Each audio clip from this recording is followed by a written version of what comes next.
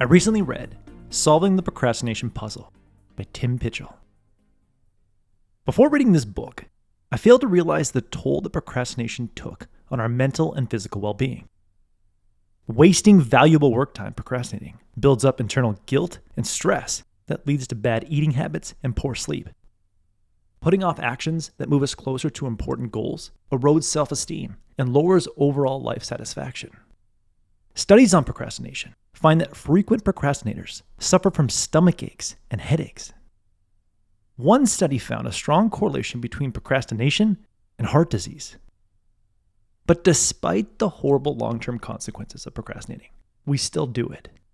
And we do it for two primary reasons: the future self forecasting fallacy and the mood enhancement effect.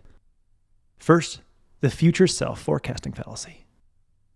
When we put off a task, we assume our future selves will be in a better mood and have more energy to do the task. Essentially, we tell ourselves, I don't feel like doing this right now, but my future self will. However, we fail to predict the events that will make our future selves just as busy and unwilling to do a task as our current selves. The mood enhancement effect says that if the thought of doing a task makes us feel down, putting it off until tomorrow will instantly improve our mood. Studies show that when people are in a bad mood, they are more likely to procrastinate on difficult tasks and seek immediate pleasure. I once thought that procrastination was a time management problem, but solving the procrastination puzzle has taught me that procrastination is an emotional regulation problem. We can perfectly plan our day and build the world's best task management system, but if we are not in the right emotional state when we need to execute a task, the temptation to put it off and feel good will override our plan. Combine that with the fact that we value our current emotional state more than our future emotional state, just as we prefer $100 today than $100 in a month, and it's easy to see why we have a procrastination bias. Feeling good now is more important than feeling good later. But we can counteract that bias if we learn to regulate our emotional state when we feel the urge to avoid a task. The urge to avoid a task starts in an area of the brain called the amygdala. When the amygdala is active, we experience the fight or flight response, which means encountering an intimidating task can feel a lot like encountering a bear in the forest.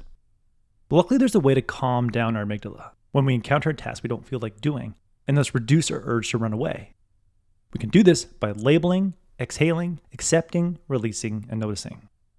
LEARN. First, label the emotion that leads to procrastination. This involves telling ourselves, this is overwhelm or this is anxiety. Consciously acknowledging a fear-based emotion is proven to reduce activity in the amygdala. Next, exhale slowly. By consciously exhaling longer than we inhale, we activate a parasympathetic response that counteracts the fight or flight response. Next, accept whatever you're feeling. When we resist an uncomfortable emotion, we prolong its presence. But when we accept a negative emotion, that emotion is no longer perceived as a threat, which further calms down the amygdala. Next, release muscle tension. Letting go of muscle tension relaxes the body, which relaxes the amygdala. And lastly, notice where the urge to procrastinate is coming from. Searching our bodies for the source of procrastination puts us in a curious state, which we can then use to explore and move toward the task that we didn't feel like doing. If we go through the 5 steps of the LEARN acronym, the instant we want to procrastinate, we will strengthen our emotional regulation skills and reduce our desire to procrastinate. The more we learn to regulate our emotions when facing a daunting task, the more we realize that we can improve our mood by making progress on a goal instead of just procrastinating on a goal. Now, there's another powerful tool that will not only reduce our urge to procrastinate, it will thrust us towards the things we typically don't want to do. This tool is what I've come to call an anti-procrastination intention. An anti-procrastination intention, also known as an implementation intention, is a specific when-then statement directed at a frequently procrastinated task. For example, when I hear my book writing counter notification at 9 a.m., I will then open a new Word document on my laptop and do stream of conscious typing for 5 minutes to generate ideas for the writing session. When the brain is given a clear action cue and a simple action sequence, it rarely resists. But sometimes it's helpful to get an extra push. And that's why psychologists have come up with the WOOP method. Wish, outcome, obstacle, plan. Think of it as implementation intentions on steroids.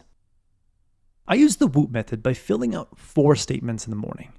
I like to print out the 4 statements on sheets of paper and put them on my nightstand next to my bed. Statement 1. I wish to complete blank. I fill out this statement by thinking of something I want to finish by the end of the day. It's typically a project or a task I've been putting off. Statement 2. After I complete, insert the item from statement 1, I will experience blank. I complete this statement by imagining the emotional high I'll experience when I fulfill my wish in statement 1. I typically write immense pride or excitement or complete satisfaction. Statement 3. However, I won't experience, insert the experience from statement 2, if I blank. In this statement, I write the experience I want to have, followed by the procrastination tactic that will prevent me from having it. I typically write, go down a researching rabbit hole, or insist I'm too tired, or browse YouTube, Reddit, and email. Paradoxically, imagining an optimistic vision of the future being destroyed by procrastination is actually motivating, not demoralizing, because seeing procrastination stop us from getting what we want compels us to do everything in our power to prevent it from happening. Statement 4. When I start to insert the procrastination tactic from statement 3, I will blank. This is the anti-procrastination intention, aka implementation intention. Here I might write, when I start to think I'm too tired, I will get on the floor, do 5 push-ups, and get back to work. Or, when I start to browse YouTube, Reddit, or email, I will turn off my phone and stare at the wall until I feel like working again. If you complete the 4 Whoop statements centered around one task or project you've been putting off, you'll find that you need very little willpower to move past your procrastination and get that task or project done. In the end, when you have the urge to procrastinate, assume your future self will not be in a better position to do the thing you don't feel like doing.